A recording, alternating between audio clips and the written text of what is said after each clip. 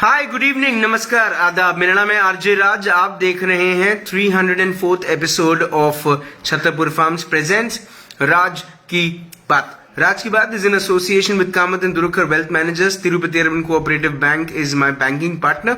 I really want to thank all the sponsors who make Raj Ki Baat what it is. Globus ITI Kamti, Freshly Baked, Tricos, the chocolate brand, Tirupati Urban Cooperative Bank, and yes, of course, a big thank you to Rosetta Elite Club.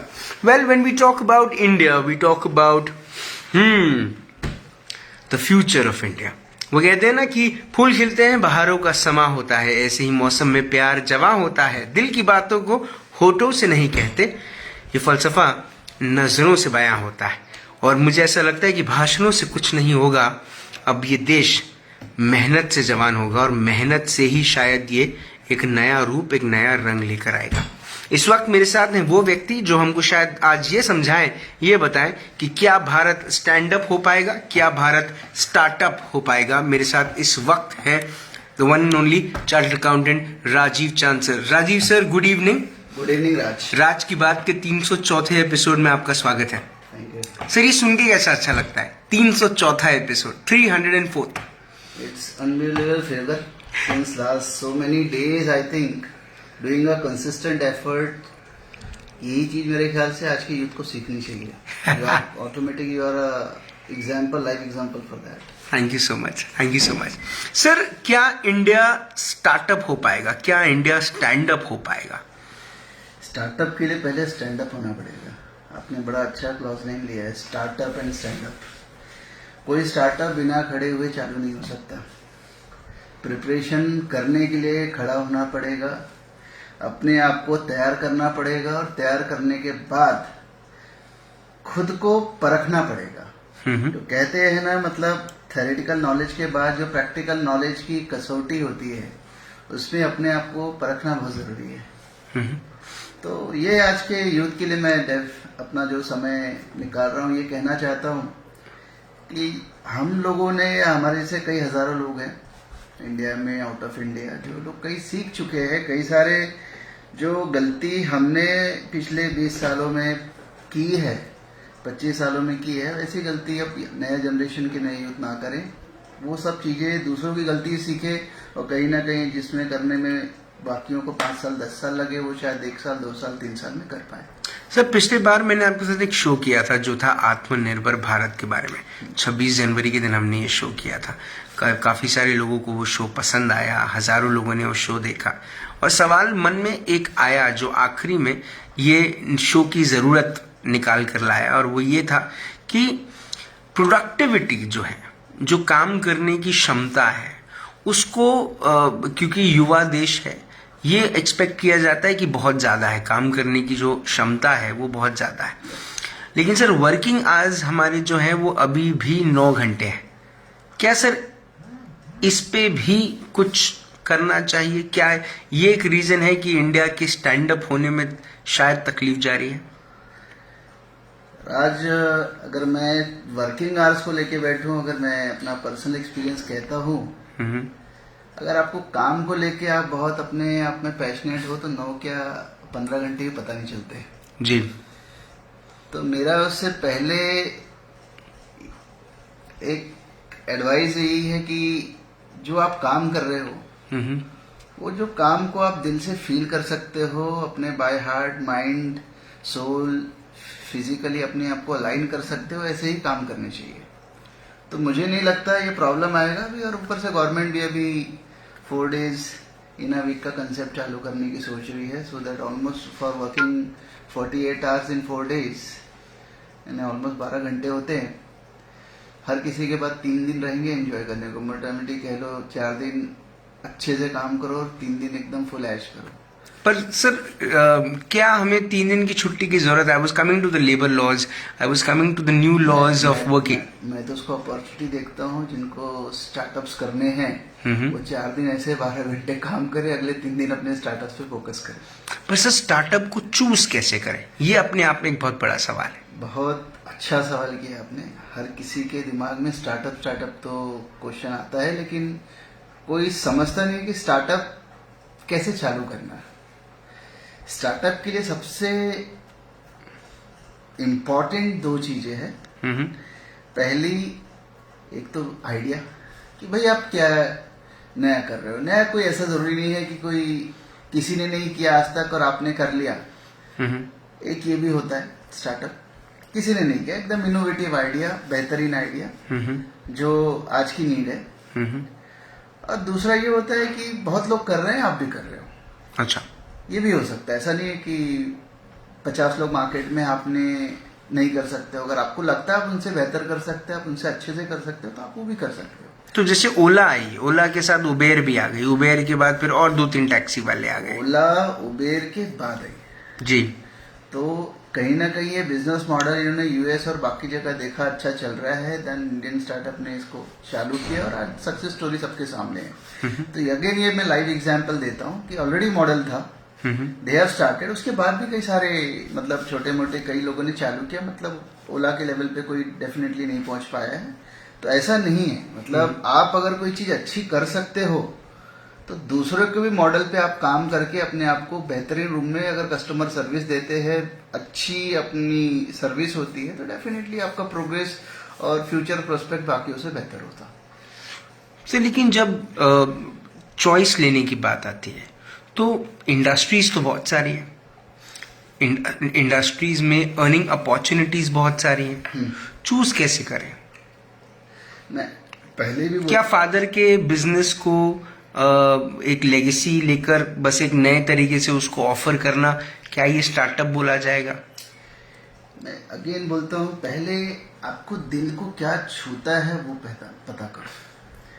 Father का business अगर आपके दिल के करीब है, if you feel कि नहीं father ने इस पे 20, 30, 40 साल इसमें अपनी पूरी जान झोंकी है और इस चीज को मैं अपने फादर को एज अ रिवार्ड इसको आगे 10, 20 टाइम्स मल्टीप्लाई करके देना चाहता हूँ, ये भी आपका एक बिजनेस मॉडल हो सकता है।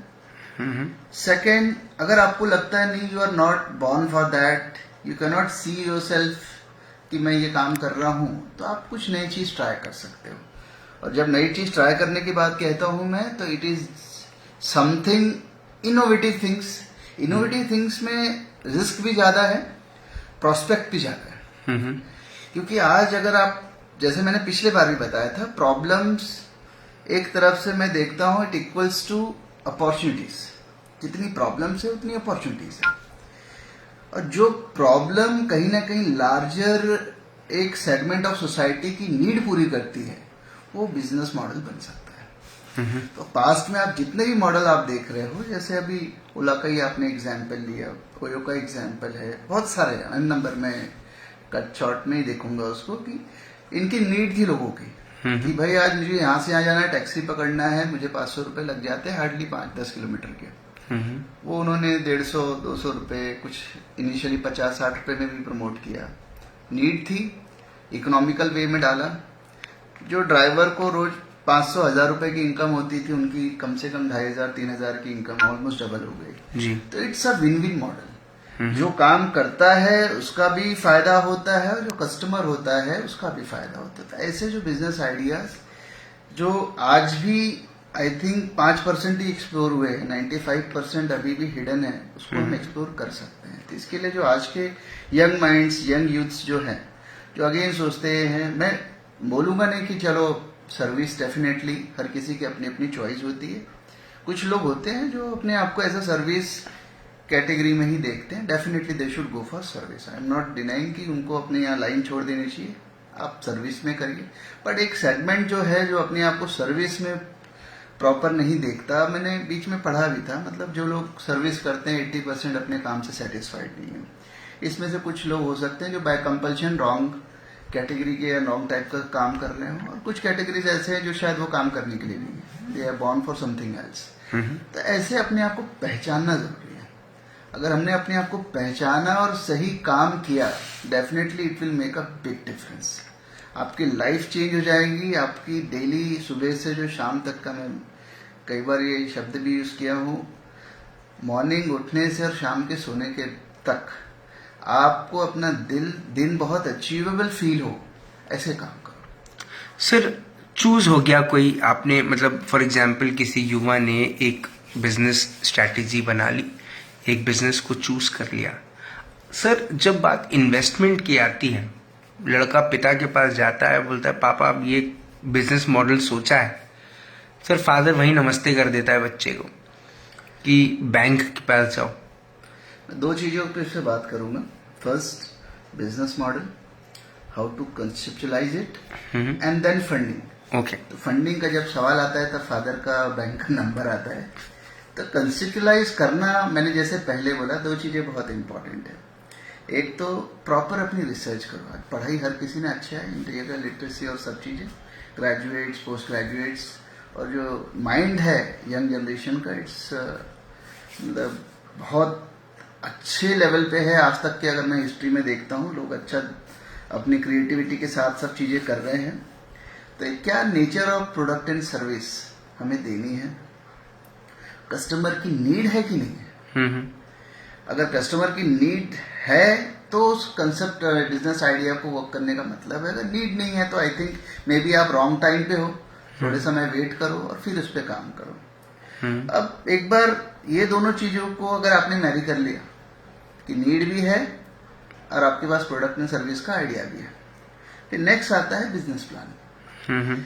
अब ज्यादातर मैंने यही देखा, स्टार्टअप्स ऑलमोस्ट 15-20 में से एक या दो ही सरवाइव करते हैं, बाकी क्लोज हो जाते हैं जी। उसके अलग अलग रीजंस भी मैंने इतने सालों में एनालाइज की।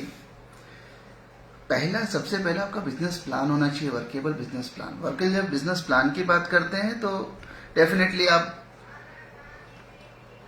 प्रोप्राइटरशिप कंपनी किस मॉडल पे अपना काम करना चाहते हैं, आपका ऑब्जेक्टिव क्या है। किसी को इन्वेस्टमेंट करके लाना है over a period of time, तो प्रोप्राइटरशिप काम नहीं करेगा, कहीं ना कहीं प्राइवेट कंपनी के मॉडल में काम करना पड़ेगा। आप एज अ लोगों को जोड़ना चाहते हो तो it can be a partnership form. तो एक इसके बाद आता है आपका बिजनेस बेसिकली मॉडल। अब बिजनेस मॉडल की हम जब बात करते हैं तो कहीं ना कहीं इसका फिजिबिलिटी प्लान होना जरूरी है। अगर एक बिजनेस मॉडल आप बनाते हो जो ओवर अ पीरियड लॉस से प्रॉफिट में नहीं आता, तो आपका प्लान ही गलत है। ऐसे प्लान पे मैं बोलता हूँ काम ही नहीं करना चाहिए, अनलेस एंड अदरवाइज आपकी बहुत स्ट्रांग बैकिंग है और बहुत सॉलिड आपका प्रोस्पेक्ट है उस प्लान का। कि जैसे ई कॉमर्स का इंडिया में हमने देखा कि ओवर अ पीरियड 5 साल 8 साल इसके बाद प्रोस्पेक्ट बहुत हाई है, तो फंडिंग बहुत स्ट्रांग होनी चाहिए। अदरवाइज ये मॉडल 90% जो अपने स्टार्टअप्स है इनकी डेथ ही इधर ही हो जाती है। 6 महीने 1 साल चलते हैं, फंडिंग होती नहीं, पैसे रहते नहीं, जो उनके पास थोड़ी बहुत सेविंग होती है या माँ बाप से अरेंज कर पाते हैं वो भी एंड हो जाते हैं। अल्टीमेटली उनका बैकअप खत्म हो जाता है, फाइनली उनकी डेथ हो जाती है। तो एक जो क्रिएटिव माइंड लेके जो बच्चा मैदान में कूदता है, फाइनली एंड अप हो जाता है फेलियर के साथ। तो वो एक चीज का अगर शुरू में थोड़ा ध्यान रखे तो सक्सेस रेशियो इंप्रूव होगा। मैं नहीं बोलता 100% सक्सेस होगा, इंप्रूव होगा जी। अब इसके बाद नेक्स्ट चीज में आता हूं, आपने जो बोला सोर्सिंग, फंड की सोर्सिंग बहुत इंपॉर्टेंट है जी। निकाल लिया आपने, पहले साल मुझे 1 लाख, दूसरे साल 2 लाख, तीसरे साल 5 लाख, ऐसा मुझे लगेगा। अब ये पैसे पहले साल आपने अरेंज कर लिए, अब दूसरे साल कहाँ से आएंगे, तीसरे साल कहाँ से आएंगे।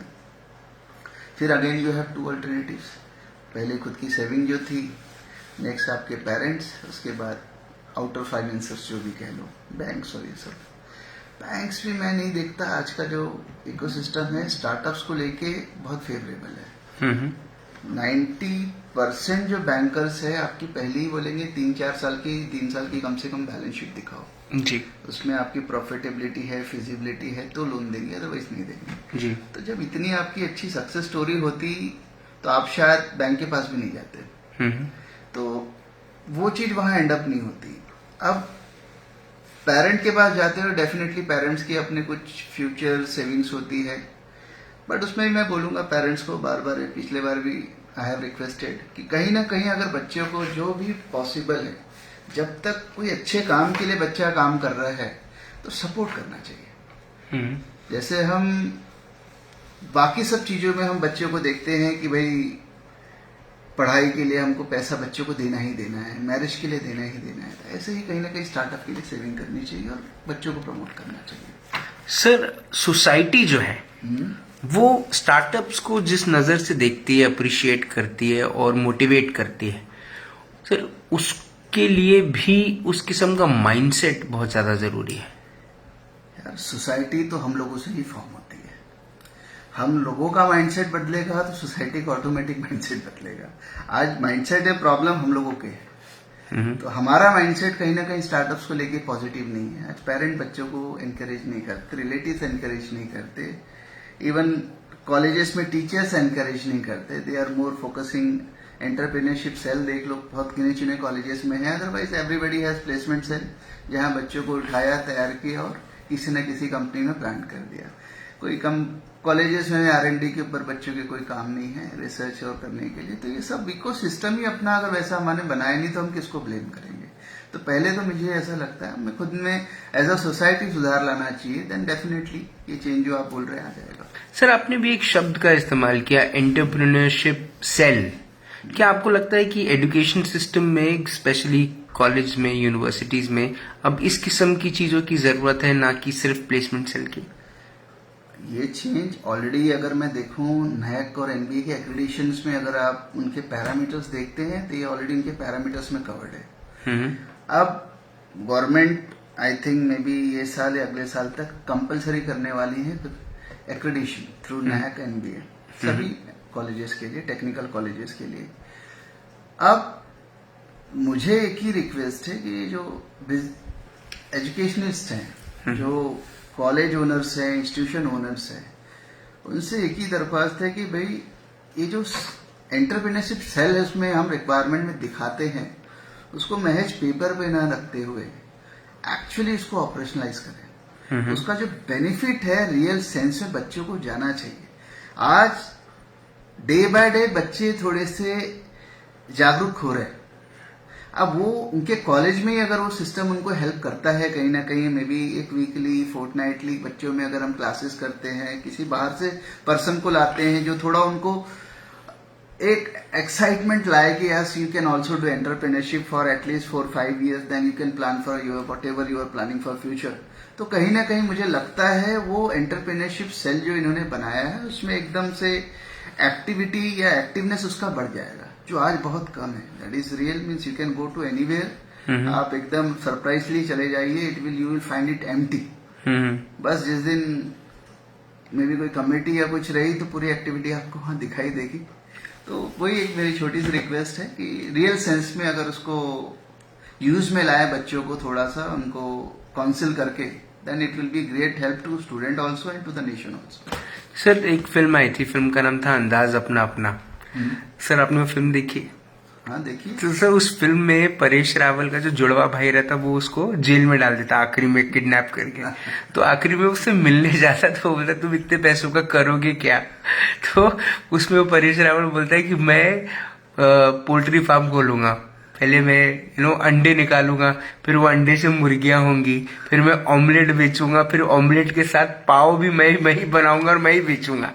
तो ये सर, ये जो कॉन्सेप्ट है to create your own line of business, क्या सर इस किस्म का जो लाइन ऑफ बिजनेस है ये आने वाले वक्त में देखने को मिलेगा? Because when we talk about stand up, ये सब राज स्केलेबिलिटी की आप जो बात कर रहे हो, ये आती है पहले आपने जो चीज देखिए, पैसा किसी के पास पहले ज्यादा नहीं होता, ये फैक्ट है। मतलब जितने भी एंटरप्रेन्योर आज भी 41-45,000 जो भी लोग हैं, सभी की कहानी 50,000, लाख, 2 लाख, 5 लाख इससे ही चालू हुई है। तो पैसा इनिशियली किसी के पास ज्यादा नहीं रहता, कम से चालू करते हैं। तो इसमें डेफिनेटली हो जाता है आज किसी को मैन्युफैक्चरिंग चालू करनी है, जहां 5 करोड़ रुपए लग रहे हैं वहां 5 लाख में कैसे करेगा जी? तो these people can first start through sales, product की ट्रेडिंग करिए। तो इसको कहते एक तरह से, मैं मेरी भाषा में कहता हूँ, बैकवर्ड इंटीग्रेशन करना।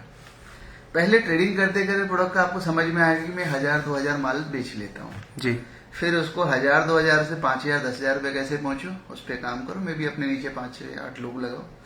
फिर ये 5-10 हजार की कैपेसिटी का एक छोटा सा आउट फैक्ट्री या प्रेमाइसिस अपना चालू कर सकते हैं।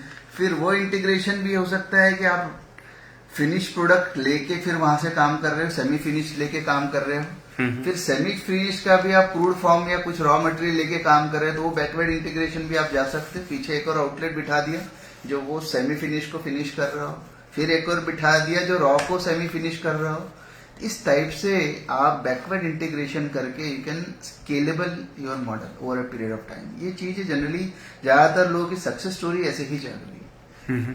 तो ये चीज मेरी एडवाइस है कि जो बच्चे हैं मतलब ये चीज का ध्यान रखें, पहले बहुत बड़ा करने की कोशिश मत करो, 5 लाख करोड़ 10 करोड़ ऐसे अपने मत देखो, छोटे से चालू करो, उसको स्केलेबल बनाओ, क्या कहते हैं फिजिबल मॉडल पे काम करो, प्रोटोटाइप पे काम करो। प्रोटोटाइप में अगर मैं ये बोलता हूँ आपका 1 करोड़ 5 करोड़ का मॉडल है तो 50,000 1 लाख का उसको प्रोटोटाइप बनाओ, छोटा मॉडल बनाओ, उस पर रन करके देखो, उसके रिस्क एंड रिवॉर्ड आपको समझ में आएंगे। 1 करोड़ 5 करोड़ पे आपको रिस्क रिवॉर्ड जब पता चलेंगे तब तक 1 करोड़ से 5 करोड़ की चोट खा चुके हो। तो वो चीज को जितनी आप बेयर कर सकते हो, जितनी आपकी कैपेसिटी है उतने पे आप अपना काम करो, उतने एक प्रोटोटाइप पे काम करिए, बिजनेस मॉडल आपको खुद समझ में आ जाएगा।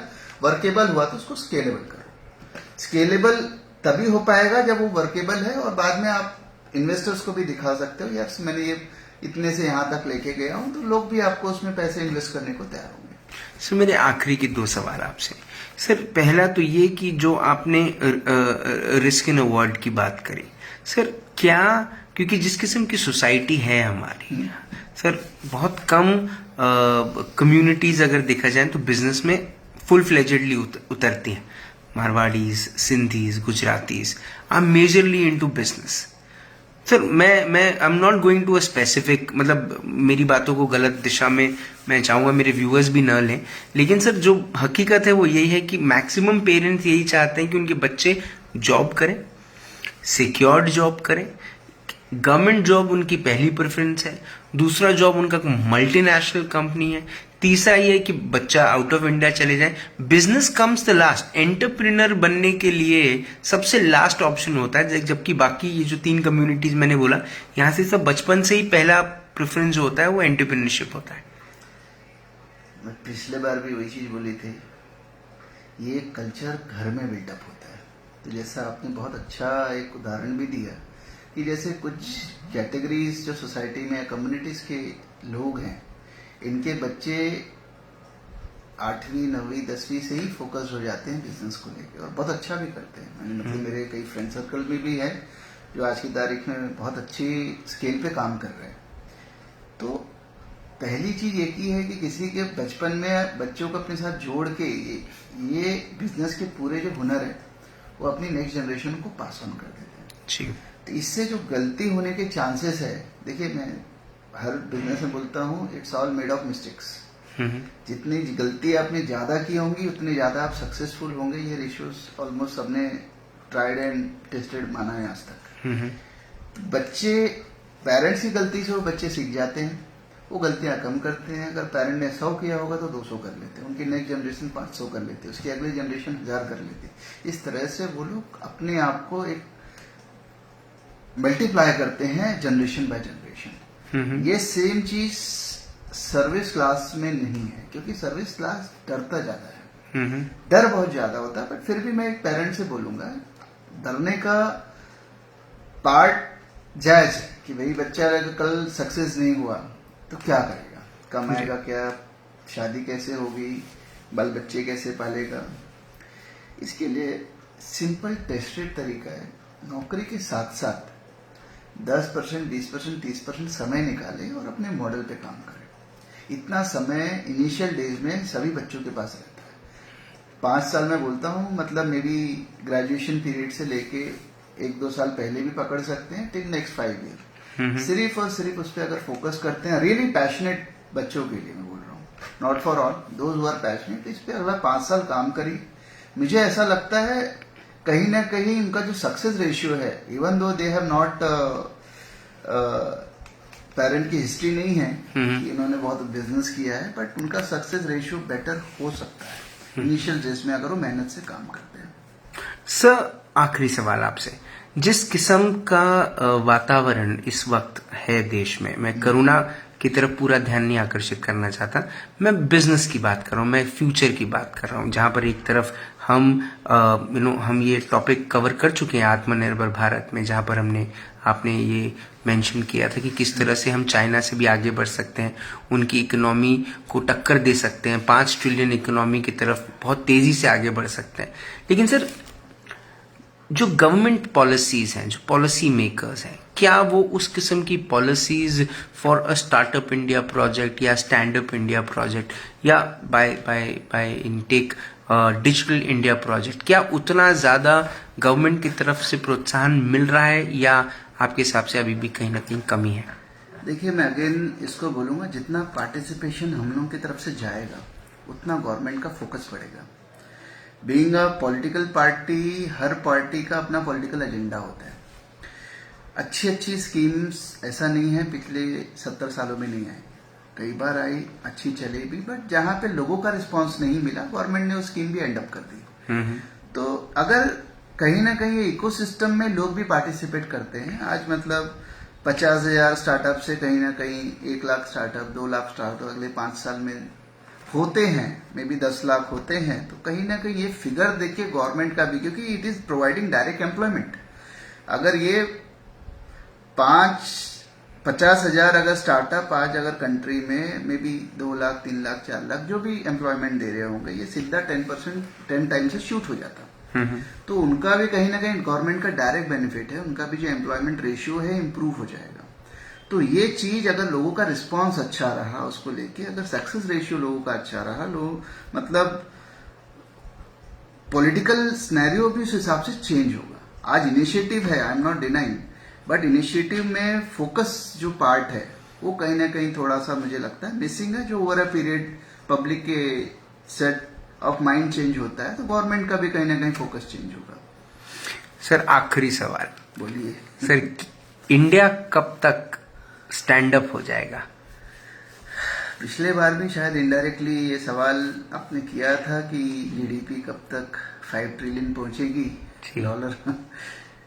स्टैंड अप अगेन कुछ अजम्पशंस और पब्लिक परसेप्शंस पे कह सकता हूं मैं, मतलब आज जो रेशियो अगर मैं पिछले 5 सालों का देखता हूं, तो अगले 5 साल बहुत क्रूशियल है। क्योंकि एक ठीक है, जैसे मैंने बताया, एक वर्ल्ड का 3rd इकोसिस्टम है इंडिया स्टार्टअप्स के लिए। Again we are the youngest in the world as far as average age is concerned. तो पोटेंशियल बहुत है। जैसे मैं बताया, कई मल्टीनेशनल कंपनीज अभी इंडिया में शिफ्ट हो रही है, हम देख भी रहे हैं। मतलब जो ये शिफ्ट के साथ साथ कई बिजनेस अपॉर्चुनिटीज क्रिएट होंगी। तो इसको अगर हमारे यूथ ने अच्छे से एनकैश किया इस पीरियड में, जो उन्होंने भी अगर पूरा अपना ध्यान अपने बिजनेस, अपने फ्यूचर प्रोस्पेक्ट पे रखा, तो मुझे लगता है अगला 5 साल can be a deciding factor for India. Sir, आपने अपना वक्त दिया, आपने हमसे बात करी। Every time when I speak to you we get to learn something really new and really inspiring. So thank you for being there and thank you for inspiring us every time you meet. Thank you so much. Thank you very much. आज राज की बात में Rajiv Chand sir से मुलाकात के बाद जो बात समझ में आई, वो शायद यही समझ में आई मेजरली कि startup India, stand up India कि अगर शब्दों का फेरबदल हम करें तो India is the most important word, और इंडिया में सबसे पहला जो अक्षर है वो है आई। तो शायद आई को इनिशिएटिव लेना पड़ेगा, आई को पहले कोशिश करनी पड़ेगी। आई मतलब मैं, मतलब आप, मतलब हम सब। शायद हम सब मिलकर खुद स्टैंड अप होने की कोशिश जब करेंगे, हमारा देश अपने आप स्टैंड अप हो जाएगा। वो कहते हैं ना कि फूल खिलते हैं बहारों का समा होता है, ऐसे ही मौसम में प्यार जमा होता है, दिल की बातों को होठों से नहीं कहते। ये फलसफा तो आंखों से बयां होता है। आंखों में रखिए तेज, आंखों में सपना देखिए और सपने को साकार करने की कोशिश अगर आपने करी तो हमारा देश आगे बढ़ जाएगा, और उन सब में हम ये कह पाएंगे कि वाकई में इंडिया स्टैंड अप हो गया। कल शाम को 5 बजे फिर होगी मुलाकात इन राज की बात। तब तक आप अपना ध्यान रखें, सुरक्षित रहें, स्वच्छ रहें, स्वस्थ रहें, मस्त रहें, खुश रहें। देश को आगे बढ़ाने के लिए आपसे जो हो सकता है करें, क्योंकि बढ़ेगा इंडिया तो हम सब आगे बढ़ेंगे। जय हिंद।